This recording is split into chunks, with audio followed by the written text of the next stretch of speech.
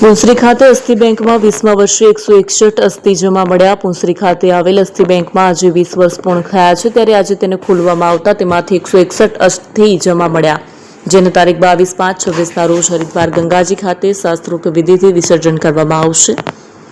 અત્યાર સુધીમાં 3000 ઉપરાંત અસ્થિ વિસર્જન કરવામાં આવ્યા છે।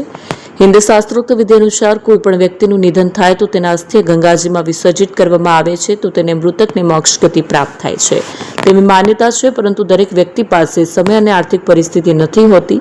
તેવા સંજોગોમાં પુંસરી અસ્થિ બેંકના સંચાલક અને પુંસરી સરપંચે તેમના માતૃ શ્રી કંકુબાના સ્વર્ગવાસ નિમિત્તે 20 વર્ષ પહેલા અસ્થિ બેંકની સ્થાપના કરી। દર વર્ષે આ અસ્થિ બેંકમાં 200 ઉપરાંત અસ્થિ દર વર્ષે જમા થાય છે।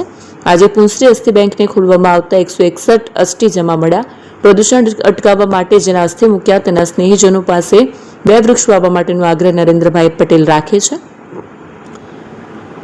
નરેન્દ્રભાઈના જન્મદિવસ 22/5/26ના રોજ શાસ્ત્રોક્ત વિધિ અનુસાર હરિદ્વાર અસ્થિ ઘાટ ખાતે વિસર્જિત કરવામાં આવશે અને પ્રાર્થના કરવામાં આવશે।